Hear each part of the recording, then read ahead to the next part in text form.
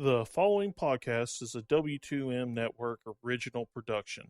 Visit W2Mnet.com for all of our other great podcasts, plus news, reviews, articles, and opinions from the worlds of wrestling, video games, football, and entertainment.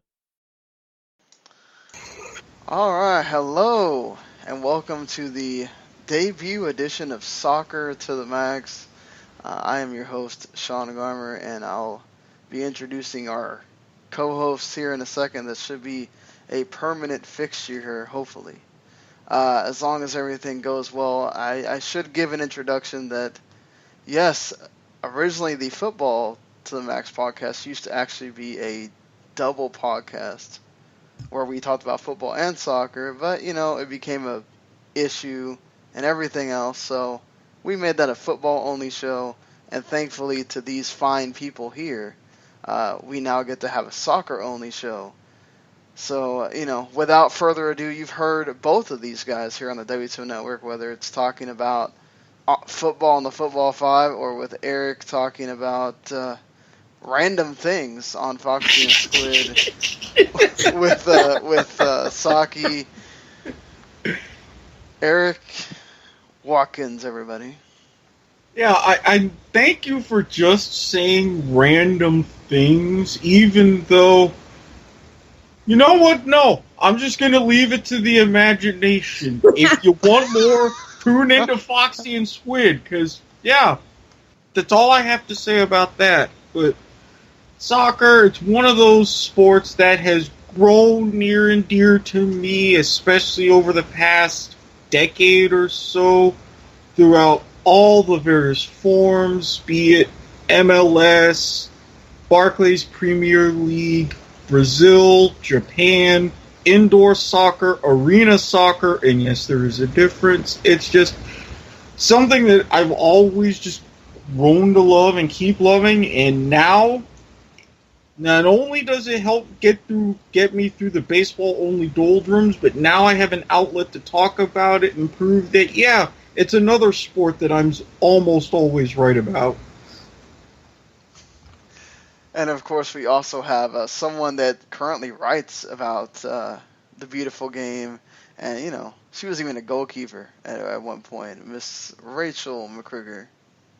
Goalkeeper at 5'2". Yes, you heard it there, ladies and gentlemen. 5'2". I never said I was good, though. We'll leave, I guess, in using a famous Eric Watkins term, we will use that to the imagination. John Bush, eat your heart out. But I love this game. I've loved it forever, I'm a foreigner. I'm from Russia, so I do call it football, not soccer. But I love this sport. I particularly love German soccer. I love the Bundesliga, but I love the MLS. I fell in love with the Seattle Sounders once they were created. Fell in love with the U.S. national teams. I keep a wary eye on my Russian national team, but I love the game, and I'm really glad to be here with these two guys talking about the good old game of footy, and I will call it footy a lot. That's totally fine. First of all, beware of the tiny ones. Second of all, if any Australians are listening, yes, I know that there is a bit of a difference, but just work with us. But, whatever you decide to call it, I grew up in a Latino family, so pretty much soccer was there from birth for me.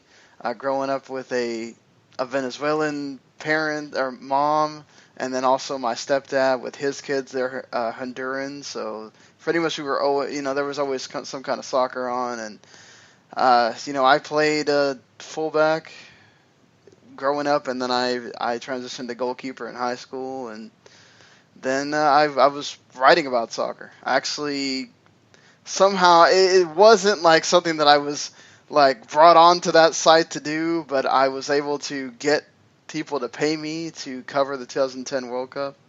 So, they couldn't pay people anymore after they got done paying me because I wrote about every single match. So after they got done with my payout, they're like, hey, thank you for not telling us you were going to do that. So, now we have to go back to being a free site. I was like, well, you guys didn't understand what was going on, so that's good for you. But hey, look, I grew up watching the Dallas Burn and the Cotton Bowl. Now they're FC Dallas, and they have their pretty stadium over there in Frisco. If Miami ever gets a team where I live currently, I will go and watch them and then support them as well. I'm a huge MLS. I try to watch as much MLS as I can. I'm also a Manchester United fan. And Huzzah! I try to watch other leagues too, but there's so much soccer. It's you can literally get wrapped up in that world and just be watching soccer all day, which is amazing in of itself. But I think we've gone through the introductions here. Hopefully, you'll join us on this journey of continuing to talk about, and we're going to mainly focus on American stuff here. So, going to be honest, that's why it's called Soccer to the Max and not something else. When we get into international things, perhaps we will get into other places because, obviously we'll be talking about World Cup qualifying. And when the World Cup is around, we're obviously going to be talking about other stuff that's not just America, but this is mainly going to be U.S. soccer, U.S. women's soccer, MLS, NWSL, all those kind of anything that has to do with American soccer that we can fit in. We'll be discussing the MLS regular season, CONCACAF Champions League, Gold Cup, World Cup qualifying, and of course, what we're going to do right now today, we're going to talk about the first U.S. men's friendly post Jurgen Klinsman era into the Bruce Arena era, part 2. As they took on the Serbian B or C team with pretty much just all MLS players here. This is during the January camp, so it's the first of 2 friendlies. There's another friendly on Friday. I think it's Friday night, like around 7 o'clock Eastern time. And they take on Jamaica, much more known foe. So, first impressions, general thoughts about what you saw on the pitch in San Diego. Okay, one stat that they had mentioned on multiple occasions during the game, and I want to bring this up first and foremost. You look at the collective experience of the 2 teams. For the U.S., with this starting 11, which you could argue because of past events where he was on the best side, but there was still a total of 400 caps. Josie Altidore today was his 100th. Congratulations to him. For the Serbian team, out on the pitch, 5. So you could imagine, against a purely experimental team, there would have been good chances. Yes, the first 20 minutes to half hour, still a feeler, to try to get adjusted to each other and to themselves. Ideally, you would expect a favorable result. But, just like the first match Bruce Arena managed in his first stint, it was a scoreless draw. Overall, I'm a little bit disappointed. While there's some quality moments, it could have been better. I could say that I'm disappointed, and as we'll get into later in the show, I'm not, because there were no dual nationals. Now, granted, the MLS is I would think a very good league. I think it's a very decent league. I think it's hold on, wait, don't you have Jermaine Jones was in the game? Right, but he plays LA Galaxy, Colorado Rapids. Right. Oh, you mean like no like from out of MLS? Okay. Abroad players. I used the wrong term. My bad. Yeah, there's no players abroad, which isn't allowed because it is not a FIFA official game. But if you put a bunch of MLS guys against international players, it doesn't matter if they're playing club in Serbia. They're probably going to have some pretty good coaches. Granted, they should know better. Michael Bradley, Jermaine Jones, Alejandro Bedoya, Sasha Question, Josie, even Nick Raimondo. Graham Zusi, they should know better. I am disappointed with the result. But I am particularly surprised with Nick Raimondo and Graham Zusi. I still think there should have been more. I think that's fair. I think there's a lot of hype, obviously, with this being Bruce Arena's, reintroduction to being a coach again after all the stuff with Klinsman and, why he was dismissed and everything else, which we'll get into. It's one of these things with the game where I felt like there was obviously positives, there's obviously negatives, but it's still one of these things where, man, it's in the United States. You're not playing the top tier Serbian team. Obviously, you're missing guys from Europe as well, but a lot of these guys there was 6 or 7 guys that were in the World Cup, if not the starters in the World Cup itself, 2 years ago or 3 years ago. So, I mean, I can understand just women. I think people that are being stupid, and there are people that are, that sect of weirdos that are apparently calling for Bruce Arena to be fired already. But after 90 minutes, oh Jesus! I guess they wanted to win 5-0 or something. And this is probably, I hope that these aren't the same people who are bringing up groundswell to get to an MLS team in San Diego, because in all of my interactions from that group, this is a very calm, rational group of people who have a list of ideas in how things should go. And I totally respect and agree with them, but if you're dealing with people in this fan base that, okay, don't want, like you said, a 4-0, 5-0 win, and are just looking at a scoreless draw, and no, this is why soccer is where it is in the U.S. and not on an international level. Give me a break. I think the formation killed them too. I think they kind of shot themselves in the foot with the formation. Listen, I love Michael Bradley playing in a defensive midfield, but I love Michael Bradley playing in a defensive midfield in a diamond formation. I remember during the World Cup, that's when the whole diamond formation test was going on. World Cup 2014, him and Kyle Beckerman. This time, I would say it would have been Michael and Sasha Kljestan working in a diamond formation. But that didn't happen because for some reason, Bruce Arena thought it would be a good idea to leave Josie out front and make a 5-person midfield. I don't like that 5-person midfield. I don't even like the 3-person midfield. I think if the U.S. wants to thrive, it's with that diamond formation. Because I think Michael Bradley, as much as people hate to admit it, the way Michael Bradley plays is going to reflect on the way others play too. Because they look to him. That's why he wears the captain's armband. He wears it for a reason. As much as people hate to admit it, Michael Bradley is one of the most looked at players and the most reflective player, I think, on that team. And definitely in this starting lineup.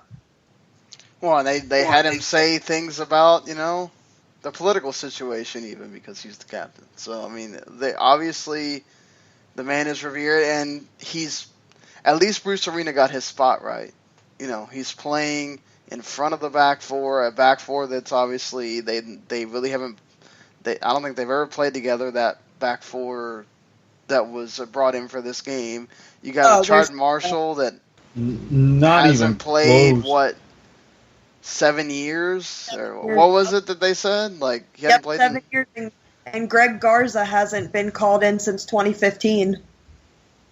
Yeah. I mean, so, it was a total makeshift back line, and, have Graham Zusi, who's only played right back twice before this for Sporting Kansas City. So, I mean, it was what you got was sort of a hodgepodge of different problems, which is why they had such a problem with clearing any kind of free kick or dead ball situation.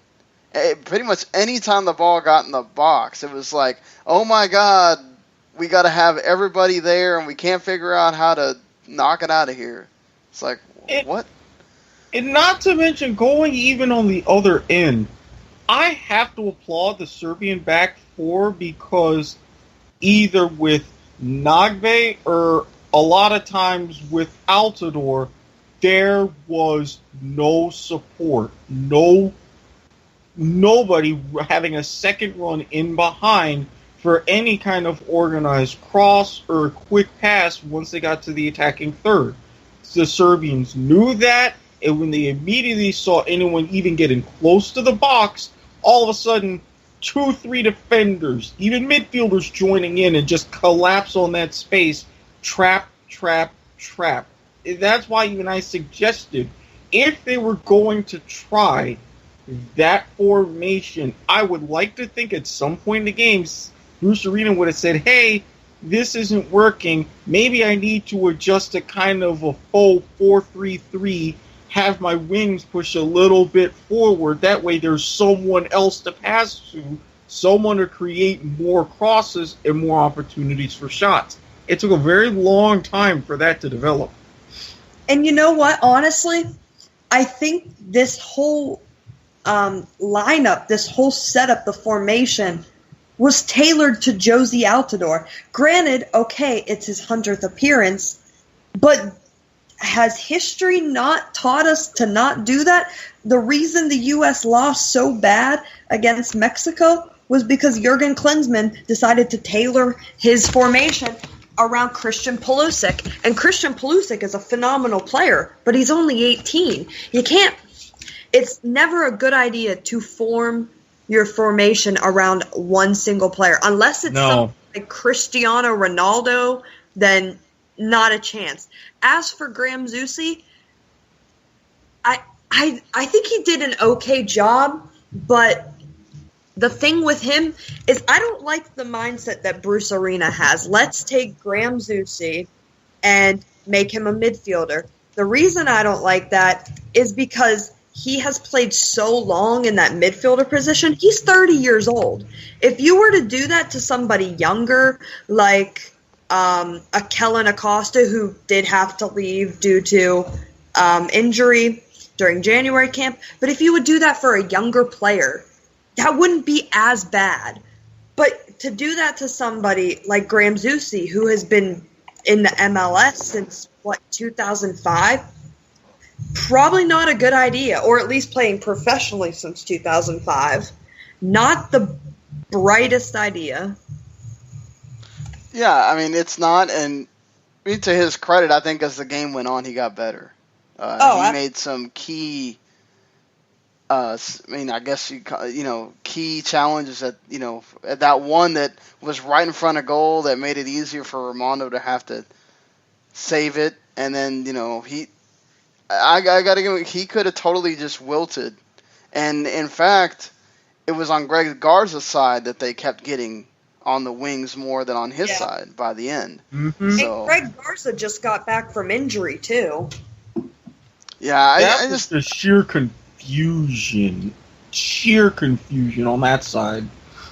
Yeah, and then when they put Villafana in there, he didn't do much better either. But he's also really young, so it's such a weird situation they were in with that whole back. And the thing I've never understood with them is, haven't they proven every time that Josie works better when he has another guy up top with him? Yeah, him and Dempsey together has worked great because Dempsey understands the role of, okay, well, obviously I'm a striker just like Josie, but if I have to push backward and go get the ball for him and then get it to him, then that's what I got to do. Or I know to look for him, and he knows to look for me, instead of this, okay, well, you got Nagbe coming in there, and, Nagbe doesn't really have this great rapport with Josie either, so, I mean, he already has the problem of he can't figure out how to pass when he gets in the final third, and you're asking him to go give it to Josie in the prime spot. It's not going to happen. And like you said, I think not enough credit was given by the announcers and the post-game team or anybody of how well the Serbian team clogged up those lanes to where they couldn't get it to anybody in that. I mean, there are times where obviously Nagbe was just inept at getting it there, or Kleshchin got it there, but they couldn't get it at the keeper would show up right before he could take the shot or whatever.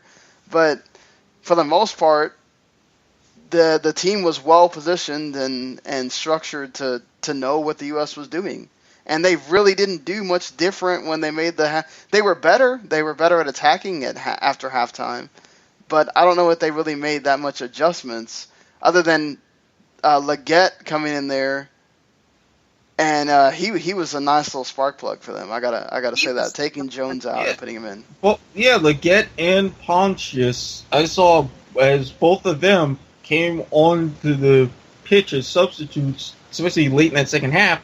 The game did start to open up. Now you could say pressure legs or any sort of adjustments or things like that, but I did notice that the U.S. was generating more and more chances, but even staying within that formation didn't necessarily help. Otherwise, you could have created even more chances. And again, it just went on a couple of those shots to where it could have been 1-0, but it just, to me, it had the sense of starting out way too defensively minded and bad when they had opportunity after opportunity to shift, and they never did. And they nearly paid for it over and over and over again. I think you were going to say something, Rachael, before Erik started talking. I don't quite remember. I just kind of want to go about Leggett and... I thought he was phenomenal, but I kind of want to go back to the Zusi point, because I just thought of something. Like, everyone always talks about, how Fabian Johnson plays out of position, but he's so versatile that you don't know, what does out of position mean? Like, you know what I mean, for Fabian Johnson. With Graham Zusi, you don't have that question. You look at him playing at right back now, and you're saying he's out of position. With Fabian Johnson, you don't say that, because he can play left back, left mid, right mid. Heck, he can even go as a striker, and he has done that a couple times for Gladbach. But with Zusi, you don't think versatility. You just think he's a midfielder. That's what he does. He's an attacking midfielder. I don't like the switch for him to go to right back. I don't think that's helping anyone. I hope that Bruce Arena remembers that come these qualifiers, he'll have DeAndre Yedlin, and he is a great right back. I think he's better than, I don't think there's much argument here that he's better than Timmy Chandler. I think he is the guy that you want at right back. Graham Zusi, no way. He's the guy you want at the right mid. Yeah, I certainly agree with you that Graham Zusi needs to be where he's at. And I think, Fabian Johnson, when Klinsman made that choice of moving him back there and moving him up and down the left field line, I think it just works for him because he already comes up to help and attack anyway. Yeah, and the nice thing about Bruce is that he said whenever he went to go and visit Germany, to go visit Pulisic, Johnson, Brooks, all of those guys, Johansson, he said, I talked to Fabian and we decided he's playing on the left, either left mid or left back. There's no more, and which is actually kind of funny because during the 2014 World Cup, he was considered the best right back in the whole tournament. But anyway, we'll get to him for the dual national chat. But I think somebody that deserves credit from this match that didn't really get much credit, Nick Raimondo and Steve Birnbaum. Yeah, Nick Raimondo was great, as he usually is when he plays, just because he's such a common presence back there. And then he can, like in this game, he can be doing nothing. And then he makes that one big save, and he did that towards the end there. And it's amazing to me how he has never started a World Cup qualifier, but he's been so great for so long. I almost feel like you got to give him one. I think his time might be coming, though. Yeah, and this is why I say we would have a very crowded goalkeeping situation, but after today, I would definitely consider Ramondo over Brad Guzan. I mean, the fact that even with Tim Howard, we'll get to him after his sabbatical, we come back, I think Howard and Ramondo, in my mind, would be my top two. See how they get along. Well, Romanos played the third keeper with Howard there before, so I don't think they're going to have too much of an issue with that. I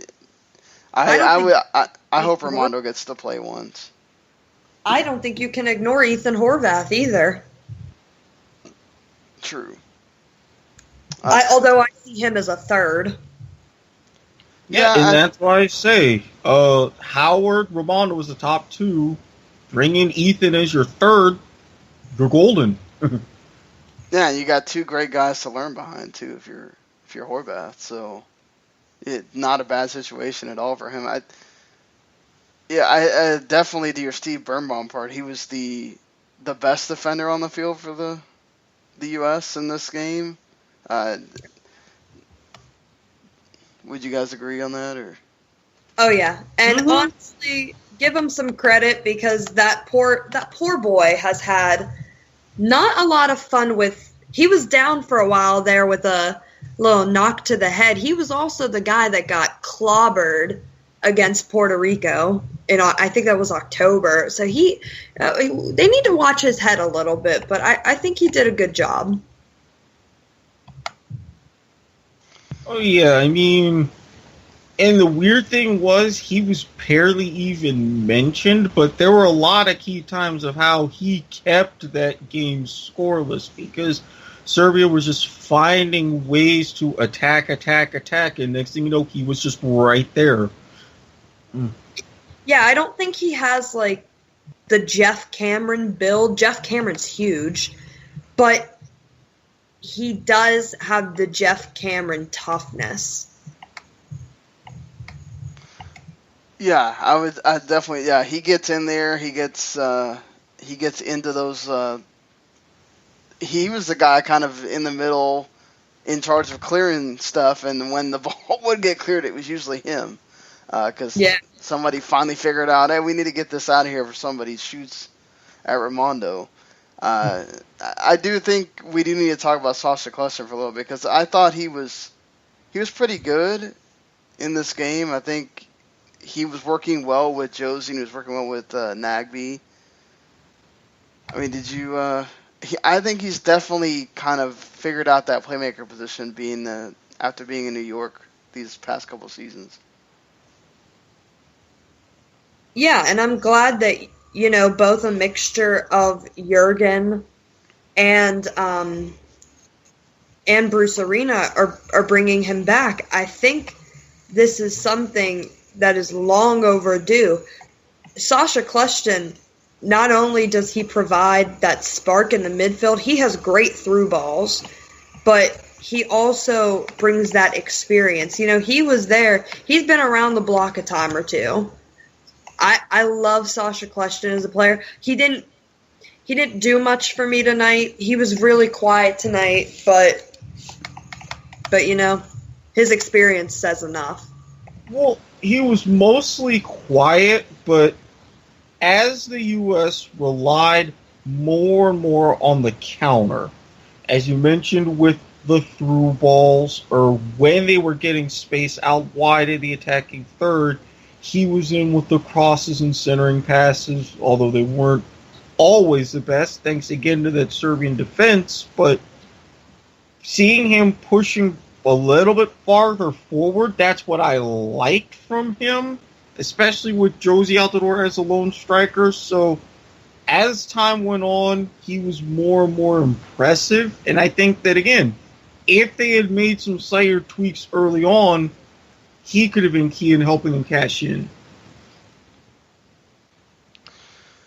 Yeah, I think certainly, hopefully, with those, they do have another game on Friday. Let's see what Bruce Arena has learned from this and what he's able to who he has in for the next game. Is there anybody we didn't get to see in this game, or that maybe was a sub that you kind of think they deserve to start against Jamaica?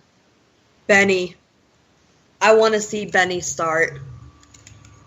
I really want to see Benny start. I would think that Sebastian, help me out with the pronunciation. Leggett, is it Leggett?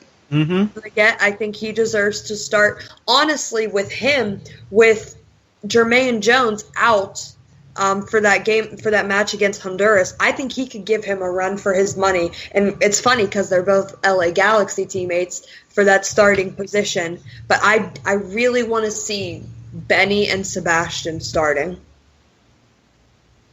Absolutely, because with the Reggae Boys, they play a little bit faster and looser. I like to see them to see if they can create those opportunities and just at least generate more half chances like they did today. I mean, you give them another 10 minutes, there would have been a goal coming easily. Oh yeah, that's what you had, that feeling the whole time at the end. You're kind of like, dang, if there was only about a couple more minutes, you never know. Mm-hmm. And it just sucks that it was too late. So hopefully they learn from that game, and Bruce Arena understands that maybe you gotta be a little bit more offensive minded next time. But 0-0. At least they didn't lose, and it is the first game, so it's a learning process for everybody on that team, and we'll see once that they actually get the full squad in there with the European players how things are. But moving on from this game, we've talked probably a lot more than I thought we were. Let's talk about the former coach, Jurgen Klinsman, for a little bit here. Let's talk about the guy that, was supposed to start this revolution for U.S. soccer, and he kind of goes out with a whimper. How do you, what do you think is his mark here on U.S. soccer for Jurgen Klinsman? Did he leave one at all? Did he get to accomplish any of these goals that he said he was going to? Yes and no, because a lot of this was like with Bruce Arena's first tenure. And granted, we were just pretty much mediocre, did nothing over in France. Bruce came in. As everybody said, we shocked the world by getting all the way to the quarterfinals in 2002, and then what do we do in 2006? Crash out with another thud. And Klinsman really kind of did the same thing. We had limited success, even though in a terrible environment after 2010. Could have done a little bit better in Brazil, got to the knockout stages, despite a heroic effort from Howard losing to Belgium, and then now you're looking to potentially crash with another thud. So it's lather, rinse, repeat. And I get the fact that he was trying to get the U.S. on a global mindset, having a lot of our best players develop abroad, and that's great. But at the same time, if you're just resorting to that, and not communicating to the powers to be at MLS saying, hey, we need to focus attention on lower leagues. We need to focus attention on academies. Put in all of this money for growth at that level instead of sheer expansion, then we can get somewhere. So all of that was pretty, I don't want to say meaningless, but it was really all for naught. I think Jurgen got some stuff done that he wanted. I think he brought, and it's not just German Americans, he brought a lot of guys. Aaron Johansson from Iceland, Mix Diskerud from Norway. He brought a lot of those Hispanic American, Mexican American players. I think what Jurgen's folly was that he put too much blame on everyone else, and he didn't take enough blame for himself. I understand the concept of, you know what, they're on the pitch, they should be held responsible. I get that. But it is also the coach's fault. They're the ones, he's telling them, you need to play in this formation, and they're going to play in that formation. It's a seesaw. It's very lopsided.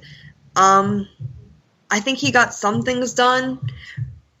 I agree with Erik. I think the focus on the academy better, a lot stronger. I think the U.S.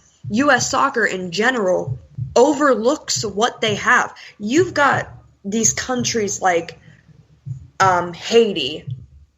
Let's think. Haiti, the Dominican Republic, a lot of Central American countries that aren't putting the funding into men's and women's youth soccer.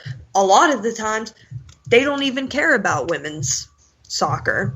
They don't. I remember when the U.S. women's national team played Haiti, Haiti had to come in for Australia. Haiti wasn't even getting paid in that match. But I think the U.S. forgets what they have. They could put so much resource into their domestic programs, their youth programs, the academies, but they're just not doing it. And other nations that don't have those resources are probably looking at them and thinking, what in the world is wrong with you? Look at Costa Rica. Their youth program is phenomenal. Their club program is really good. U.S. just doesn't really have that.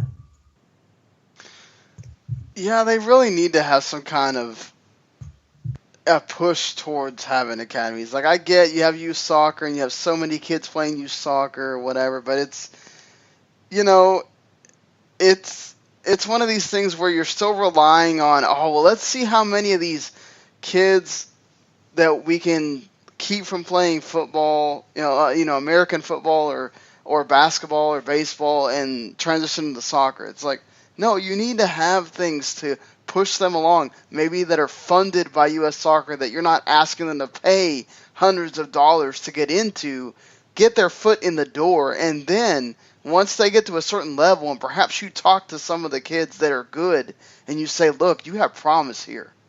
You have promise here. Like, let's go to your mom. We'll give you some kind of contract or something. Well, I don't know what we can do, because we obviously have we have different laws than Europe does with the whole kids working and all that kind of stuff. But they can figure something out that works. And maybe you nurture that kid until he gets to a certain age where he decides for himself what he wants to do, instead of, okay, well, we have these select teams, and, well, you have to see if you're good enough. Well, you got to pay all this money to get into that team. And it's like, geez. I mean, if you're setting the bar really high for these parents, let's think about this. When you're going into youth soccer, a lot of that stuff is, other than having to pay for the jerseys and all that kind of stuff, you're not paying this huge amount of money. So you're asking them to go from like bare minimum to, oh, well, now you got to pay hundreds of dollars to keep them into these great teams or whatever, if your school doesn't have sports for younger kids. So I think you have to start at some kind of level and say, we are going to have to fit the bill to try to get kids of all ages really getting into soccer and staying in soccer, so that we always have a cycle of great players from the bottom up getting into our sport. And not just, oh, well, you get the couple that kept it and they fill all, the ones that keep it, and they fill out these college teams and they fill out whatever else, and then, they're the ones that go in the draft, MLS draft or whatever. If you can have some of these kids become great in those academies, perhaps they go straight from the academy to Europe and they learn there, instead of, okay, well, we got to get a lot of them to start to either decide on their own that they want to go to Europe, or they have to start in MLS and then go there. And, with the way the league is now, where they're trying to keep the U.S. nationals, not a lot of them are being exported to better leagues and better teams. And that's really the big thing. With American football, with the NFL, they decided a long time ago, we are going to take this to the street. Because a lot of kids, you just get a ball, you have a little field of grass or parking lot or whatever, you get 5 of your friends together, another guy gets 5 of his friends together, boom, you have a game. And that's the message that a lot of these big leagues have created. Then you go Pop Warner, then high school, and all the way with that. And with soccer, they've made it too inaccessible, as you said. They don't see it as people fail to realize. You get a few of your friends, another kid gets a few of their friends, get a soccer ball, and you have a game. And you can just take it from right there. No, the mindset is you have all of these select teams and all these AAU teams, which are great, but limited access based upon income. Whereas what these MLS teams and even farther on down could do, they're just now starting to establish and consistent with reserve division, second level teams, U teams, this and that. So when you see even in these lower leagues here, USL, NASL on down the line, you hardly ever see a Seattle Sounders 2, a Real Salt Lake U23. You're not even establishing on that level. You got to establish that and then go deeper, U20, U16, U14, all the way down like you have on your national team for this to even get anywhere. And this is why I would love Klinsman as a technical director, because of all of his World League experience. He says that he could have the ear of U.S. soccer and these MLS teams and says, this is what we need to do, so we don't have to take our best players and develop them elsewhere. We can turn that into a choice rather than a necessity. But somehow, somewhere, it's all about everything being at the top, nothing filtering down.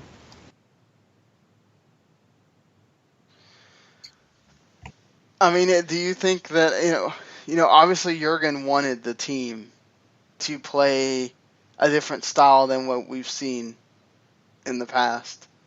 And in the end of the day, what wound up happening, right, is that even though there were games where that style worked and they looked great and everything else, when it came to those big competitions, what did Jurgen wind up doing? Went back to the way the U.S. normally plays, right? So in the end, did we really get better at soccer with Jurgen? As with Jurgen as a coach, no. We plateaued. As technical director, he had ideas of promise, but if you're putting him to be in charge out on the pitch, no. And you have a lot of these emerging countries, even great countries, do the same thing. It kind of reminded me of Brazil. Brazil really stayed away from their roots for the longest time, and they wanted to try a more European style to show the European countries, hey, we can beat you playing at your game. Well, look what happened in 2014.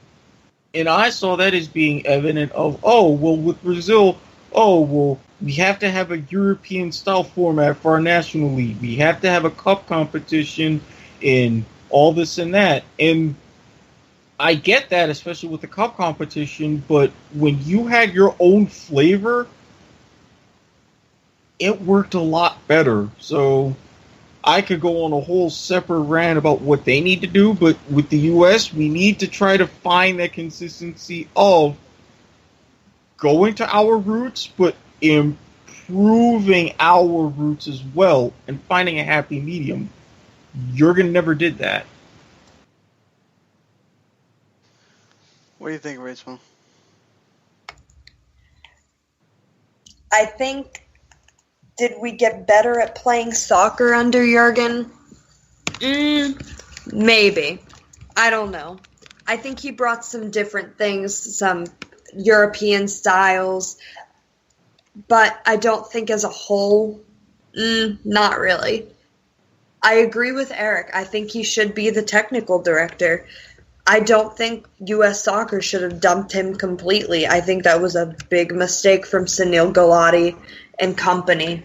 But they weren't happy. They weren't happy. As for the other points, you've got to look into your youth leagues. You've got to look into your academies. I mean,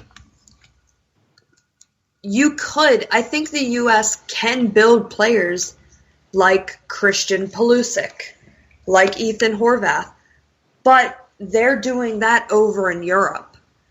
They need to build those type of players here. I think Jordan Morris is a wonderful example. He didn't decide to go to, I think it was Werder Bremen in the Bundesliga that he tried out with. He didn't go there. He stayed with the Seattle Sounders.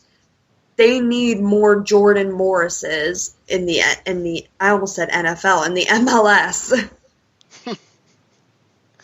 Yeah, I mean, if you can get a bunch of Jordan Morrises and, not just strikers, but covering other positions, I mean, it'll be great for not just MLS, but for U.S. soccer in general, because you need that. You need that to cover your team, and you don't always need to be having to, let's go find the next prodigy from Mexico that also has American parents, and let's turn him, or the next, what Jurgen seemed to do constantly. Like every time and to his credit, we have all this great European talent now that plays for the U.S. because he went and made that a mission to, okay, well, I'm going to use my name and my star power to try to get some of these guys.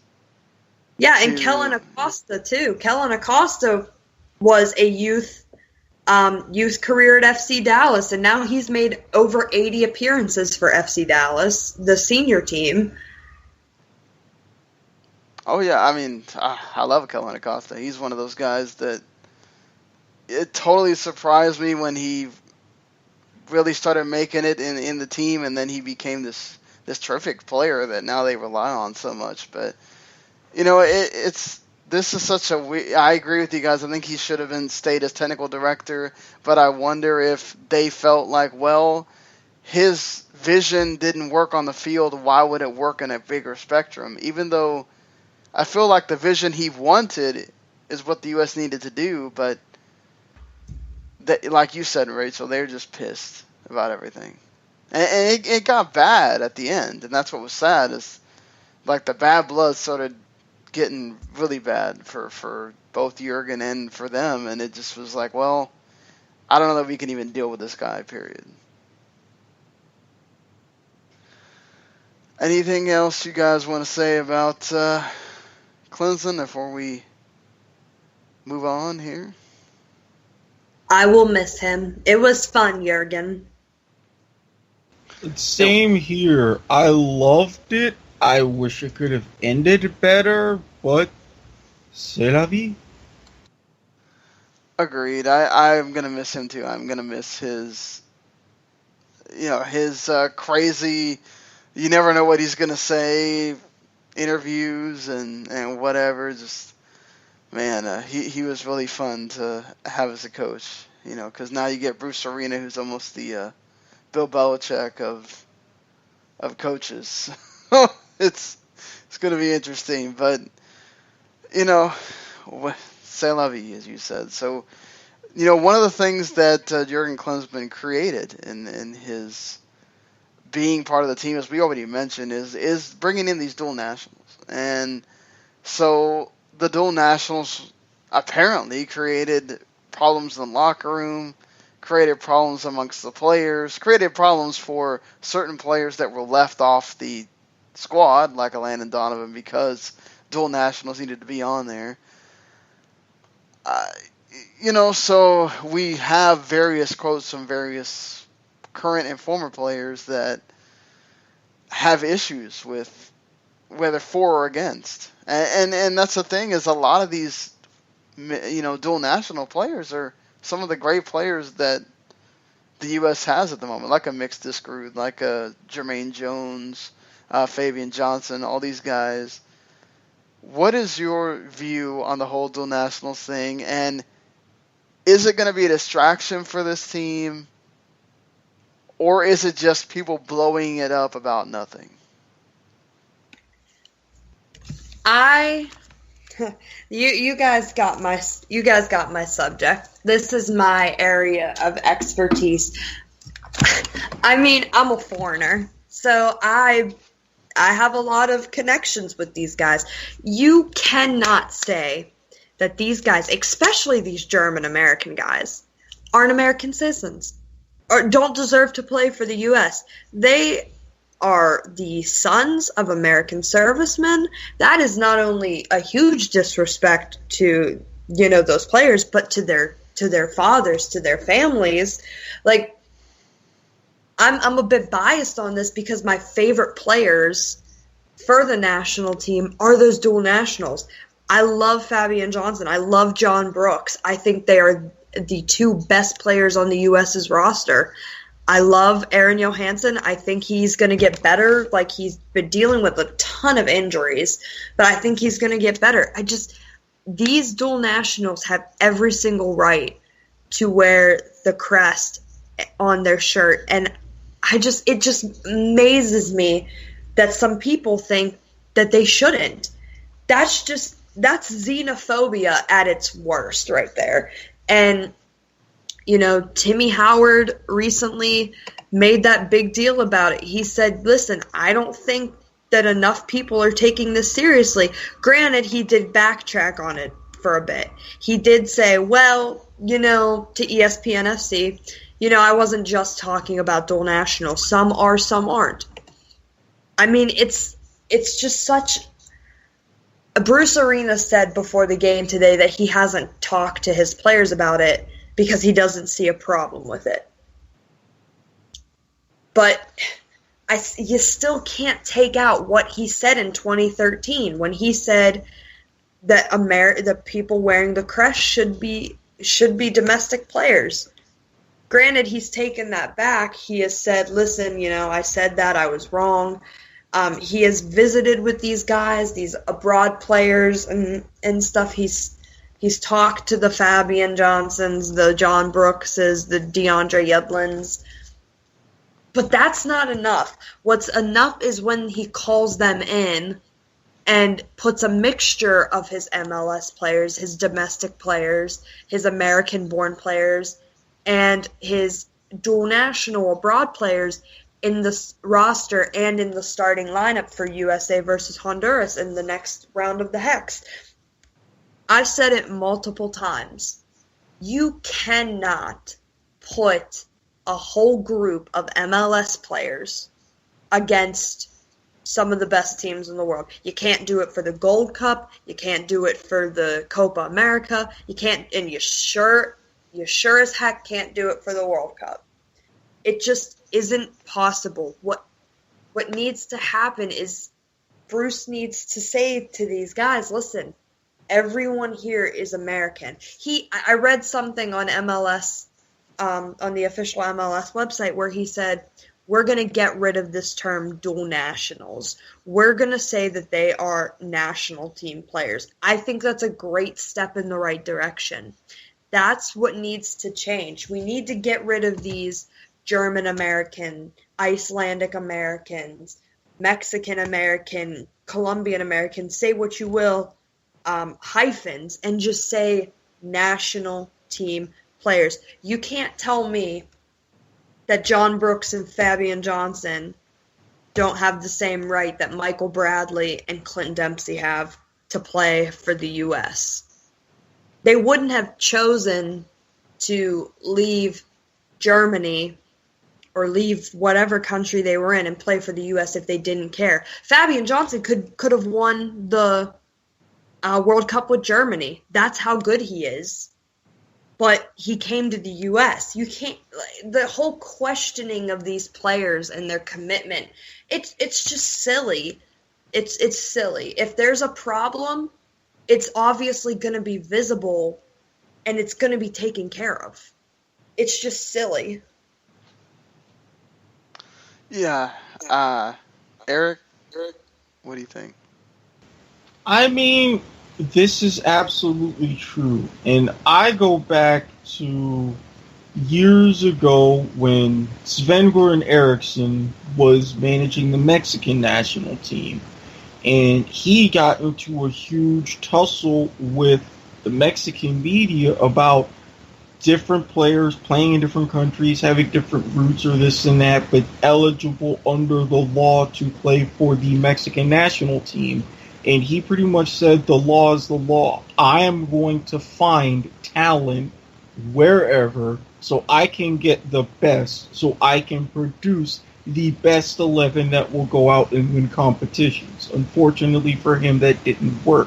But in our case, we have, as Americans, I remember one young star deciding to go ahead and play for Italy instead. And you have others wanting to play for America instead of other countries. And I think this isn't just about where you have the best chance. It's who do you really identify?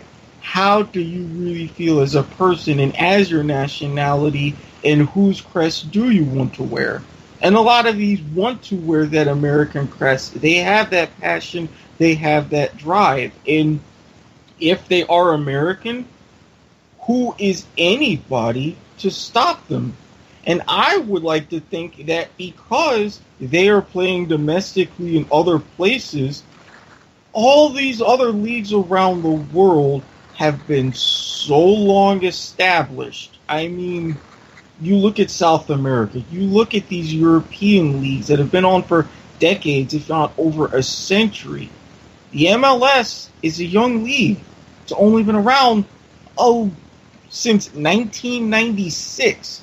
And if it wasn't for FIFA giving the U.S. the World Cup in 94, it probably still wouldn't exist. So there are a lot of things that can contribute, that can do a lot of good both internationally and domestically. And it's because no matter where you are, no matter where you're from, you're still Americans. And if these Americans want to play, if they can play, if there's no sort of dispute stopping them from playing, then they should be given the right to play and a fair shot just like everybody else. Yeah, and I think this is why, FIFA has that rule, right? Of once you make a decision for a senior team, you're stuck. You are with that team forever, for your entire life, that you choose to be a player for that international squad. Well, for the most part, technically, because you could switch countries, but you would have to start all over again as being an amateur. So, but for the most part, but right. You're not going to do that because you're not going to go to from being paid and not paid. But I mean, the point is that they make that decision tough for you. Now, granted, there are. I mean, I'm not going to lie. There's Brazilians that play for teams all over the freaking globe. And, I mean, let's be honest. I'm sure some of these Brazilians like play in Japan or whatever. They probably do fit that mold that they don't care necessarily about Japan as a country. They're just trying to play for a team where they can get on the damn team. Because Brazil can't play everybody. Okay? So, I don't blame them in a way either. They're trying to just make some money. Okay? They're trying to get themselves noticed and get somewhere, and there's a point to that too, but I think we do need to understand that the whole point of, and both of you guys have expressed this, it's not just about being American, it's about making sure that you care about the team that you are choosing to represent as your country for however long you decide to play international football. Because if you're just going to that team only because, I won't get to play for the other team, that I can understand where if you get a lot of these people in your team, and I can understand where, where I think that was Tim Howard that was coming from that, saying, well, if you get a bunch of these guys and they all feel that way, that can kind of get in your locker room and have a bad vibe in your locker room. But I don't think that ever happened with the U.S. I don't think that was a problem necessarily for the U.S. because almost all these guys have been proven that they're great players. And you want to have them on your team. And do you want to have a team full of just a bunch of, whatever? But that's America, right? You're going to have this problem everywhere. And I don't want to make this I'm trying to avoid the issue that I'm sure people are going, oh, they're about to get to something political here. No, I'm avoiding that issue on purpose because then this is going to turn into a whole different other podcast, and that's not what this is about. I'm trying to keep this on topic here. But America is full of people that are from everywhere. And if you have a team full of, let's say Giuseppe Rossi did choose to stay with the U.S., and we could technically start a whole starting 11 full of guys that were born somewhere else, but they decided to play for the U.S. if we wanted to. Does that make it not a United States squad? No. Like Rachael said, everybody's American.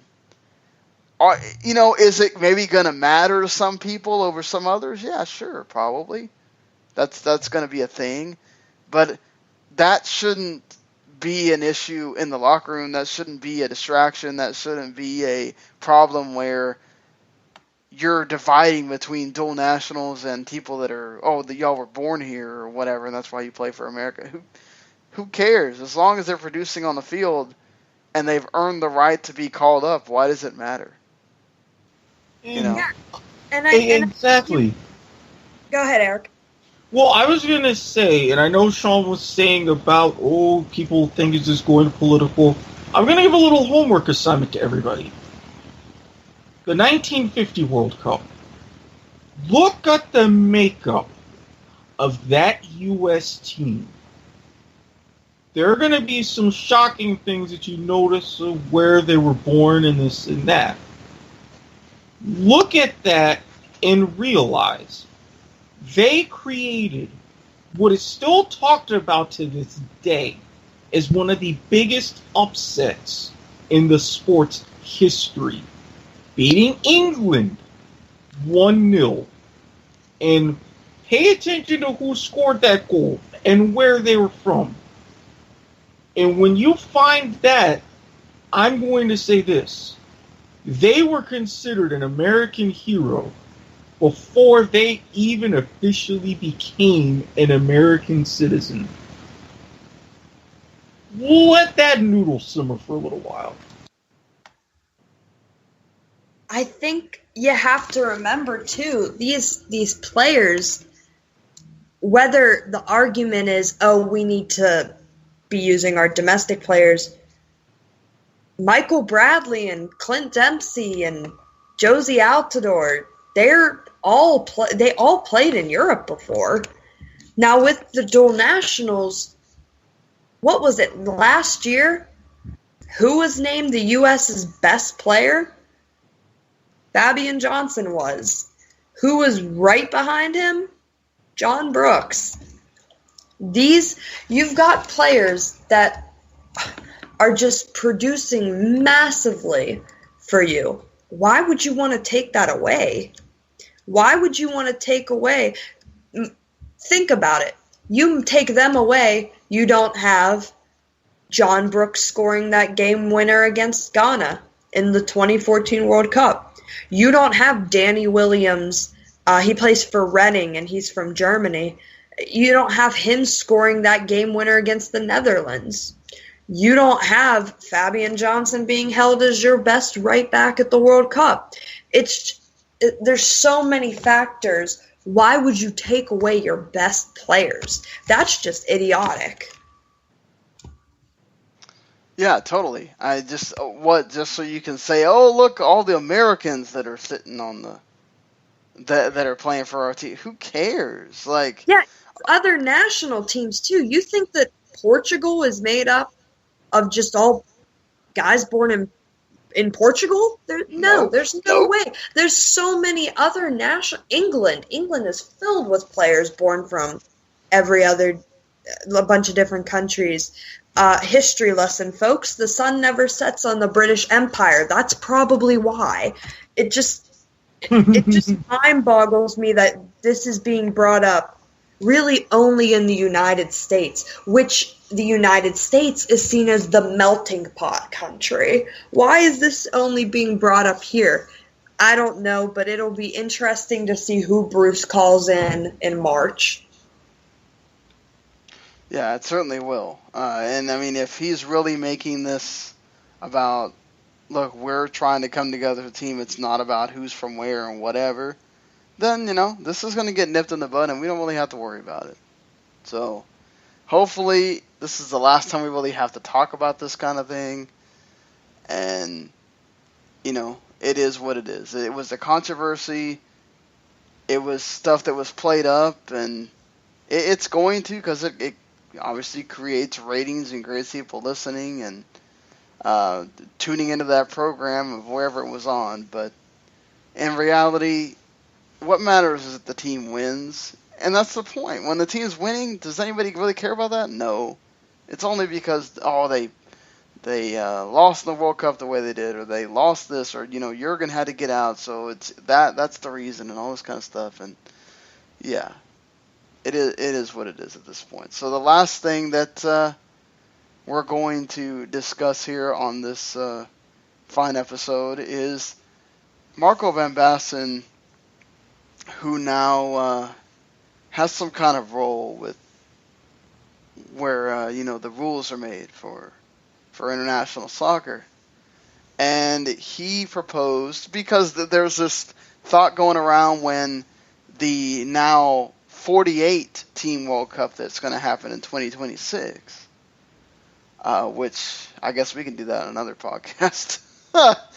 But, yeah, now there's a thought of, okay, we're going to go straight to penalties to decide things. We're not going to have draws anymore. Well, Van Basten says that we need to have that run-up penalty shootout like MLS used to have back in the day, in the 90s.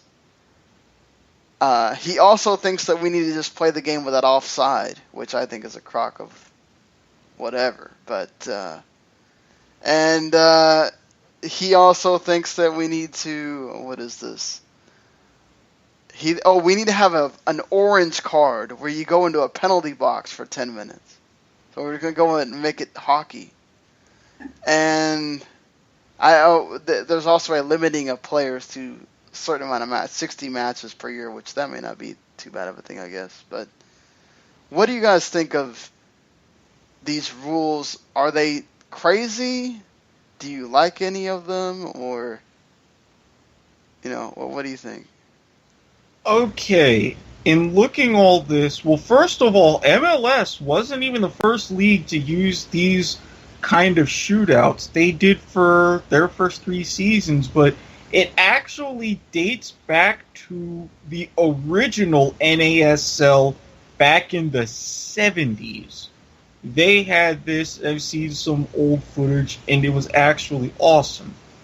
Now, for those of you who have had the opportunity to listen to the Football 5, you would know better than anybody.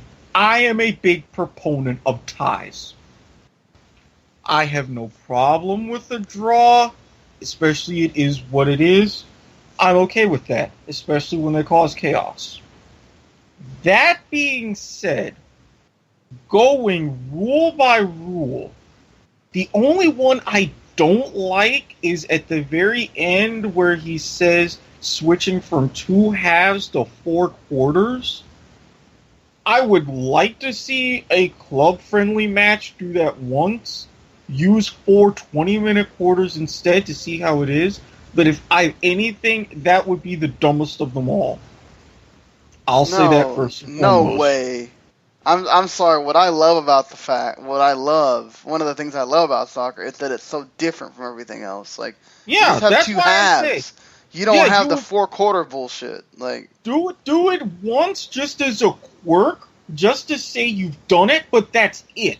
To even think about incorporating it as a permanent rule, no. But with a lot of these, with the shootouts, now the orange card, I kind of have to defend that because even in England, they were saying maybe you have a blue card not necessarily that severe, and you go off for 5 minutes. They do that in arena soccer. They do that in rugby. It's more prevalent in sports than you think, and for a limited period, it actually works. Now, I think if you were going to do the orange card, you apply it, I would say at the same rate. Oh, yeah, it's same rate as yellows. If you get 2, you're done. That's it. And it would be equivalent to a red card. So, would those necessarily be that bad? I don't think so. That has some credence. And for seeing a match without offside, I would go back to the NASL days. Because as the offside rule exists now, you have to be in your attacking half. But with the NASL, up until 80, their last couple of seasons, because they went away for good in 82, they had either a yellow line or, which was stupid because it was hard to see, a blue line at that 35-yard mark where the shootout started from, and that was determined as offside. I think in a lot of situations that could work because you are opening up play just a teeny bit more, especially for creating counterattacks, which teams love to do anyway. So I'm not entirely opposed to a lot of these.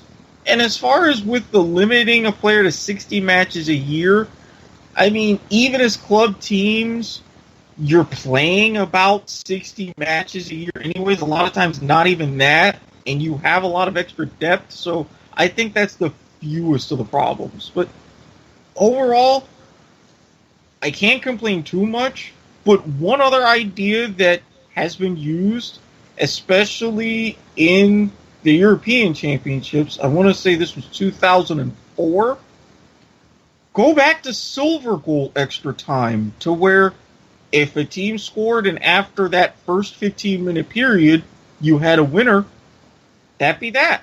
No need to play the second 15. Wouldn't that be golden goal? No, golden goal is where it's sudden death. You score, okay. Match is over. Silver goal is if the match is level after 105 minutes, then you play the other 15. Think of it like in basketball. Oh, okay, yeah. Yeah. Basically, you would keep going because the score's still tied. Right. Right. And I would like to see that implemented. I think it would. I mean, I wouldn't have a problem with that because then you're not playing a useless 15 minutes or whatever. If you actually were able to score in that first 15, you should be rewarded by just winning. Mm-hmm. You know. Yeah, I thought that was great, and that wasn't given enough credit because it was used just for that tournament, and then it was decided never again. So, what was the point? Yeah, I don't understand that either. I mean, I understand the whole why they took the golden goal away because you're basically, I mean, the game could go on for a really long time, and at that point you could really hurt the players because you run out of subs and they're exhausted. Exactly. This isn't the days like where in 1919 or around that time you had one Copa America match that went 150 minutes. This isn't 1960. This isn't 1967 to where Wolverhampton on a tour representing Los Angeles, they won a championship match against Washington, having to play 126 minutes because after the regular 120, it was still tied, so they went to sudden death. We're not in those times. People aren't going to be interested. So I think that tweak in particular, along with a couple of the others, I think it could work.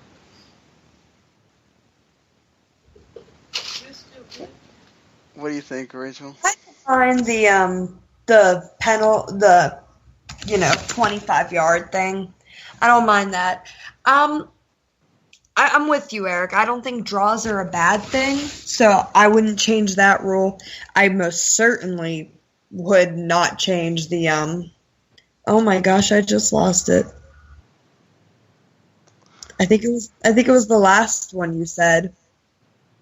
What? The silver goal thing? No, I'm thinking of the card. The penalty box? Yeah, I don't like the penalty box idea, and I certainly don't like the 4 quarters.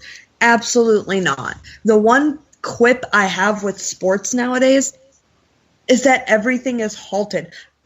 I know I'm on the football 5, but sometimes I really can't stand watching football, American football, excuse me, No. because of that.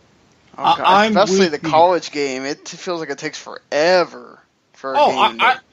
I'm completely with you on that because, I mean, having been to NFL games in American football games live and watching it on TV, it's just way too much. No free flow to it whatsoever, and that really takes away. So that's why I say Van Basten had me up until that last sentence or two. It's like, no, now you've gone off the rails. Yeah. Yeah, I mean, I don't want the penalty box thing. I feel like I get it. I get what he's trying to do. He wants an intermediate thing where you don't have guys automatically sent off and it hurts your team and it hurts the game and to have to play with one less or whatever. But that's just one of those things like baseball has its quirks that just make it part of the game. I feel like the yellow card, red card thing is just part of soccer. It's what it is.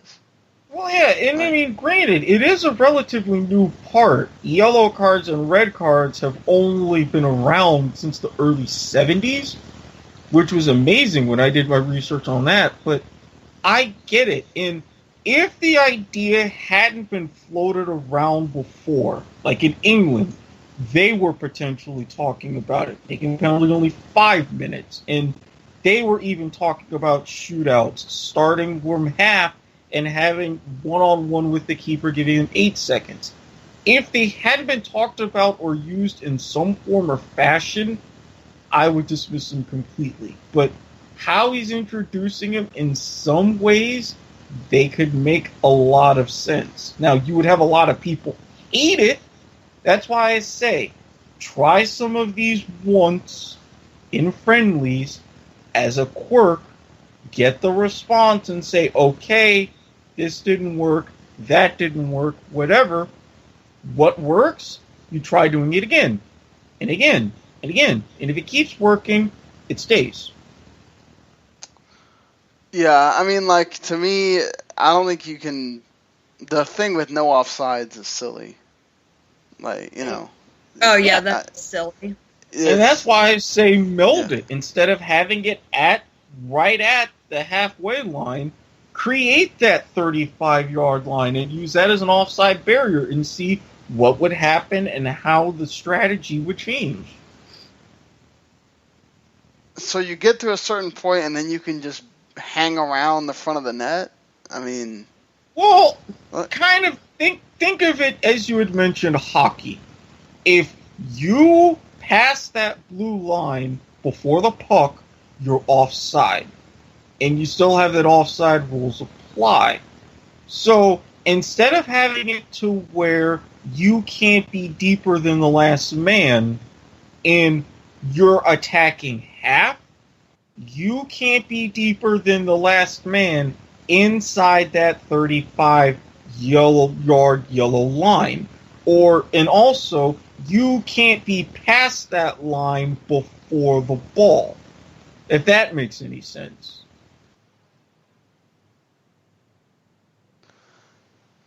That makes sense, sort of. Yeah, and again, that's what the NASL did for most of their history. Now, granted, they didn't do it right because they went ahead and tailored the game for TV too much to the next level. But I think now, with the way that you have a televised soccer now, if you did something like that, I think it could work. And I think, personally, it could generate a lot more offense. I mean, it's less for people to explain, because that's really hard for people to understand sometimes with the offside rule, but I don't know. I don't know. How do you feel about that, Rachel?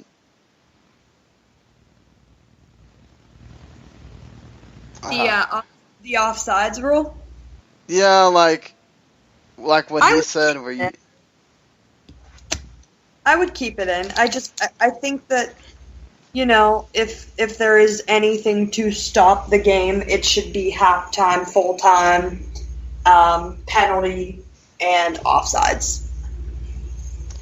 Yeah. And Go ahead. I was just gonna say, what do you think about, instead of the offside rule as it is now, the offside rule at the 35-yard line, like I was describing?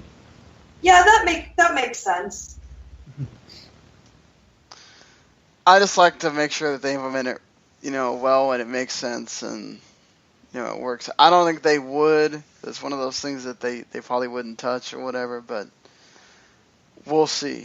We'll see if they actually even think about it. The run up shootout. I don't mind at all. I think it's fun in hockey and whatever. I'd kind of like to see them do it. It's better than them just standing there, and you already have guys cheat anyway and do the whole, I'm going to stop and then I'm going to turn and shoot, and the whole, did the keeper get off his line or not? Now there's none of that, because it's like, well, the keeper's going to have to decide when he wants to make his move, because you might get crossed and whatever and you're screwed. But I really the keeper's going to have to decide, you're going to have to decide, and you're run up where you're going to shoot, and especially with the timed element, you only have 5 seconds for all of this to go down. And with so many things going on and just enough moving parts, it could be fantastic. Yeah, well, I mean, we'll have to see what Mr. Van Basten or any of these guys decide that they want to do with these rules, if any of them are even proposed or whatever. But it was a fun debate, and I think that's going to do it for our first episode here of Soccer to the Max. Hopefully, in the coming week, we'll get it on its own iTunes and all this kind of stuff by itself.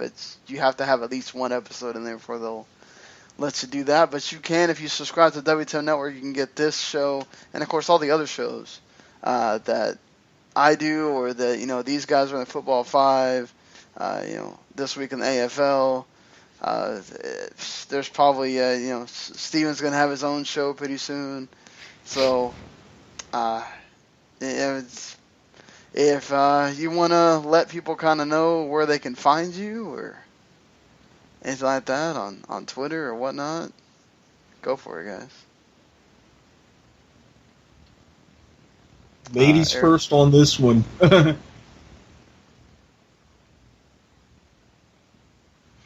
Ladies first. What does that mean? What do I got to do? Well, if you want to plug anything or whatever before we. I think it was a good first show, and I'm excited to keep it going. And let's go USA versus Jamaica on Friday. Yeah, certainly Friday we'll be back to talk about that U.S.-Jamaica game, and perhaps we'll talk about that 4018 World Cup and some other things that's been going on in the I've soccer got a world couple of takes on that one. Yeah, you and I had a little thing about that. Neither one of us. I was not happy about that at all when they announced it. So make that 3. Just a pity of a thing, but. We'll get into that in another show. Thank you again for joining us, and visit the website w2net.com, where you can also listen to the show. Check these guys out on Twitter at Squid Sportshead, at the McKriger, right? Yep, got it. And you can find me at W2M and we will see you guys later. The following podcast is a W2M Network original production. Visit W2Mnet.com for all of our other great podcasts, plus news, reviews, articles, and opinions from the worlds of wrestling, video games, football, and entertainment.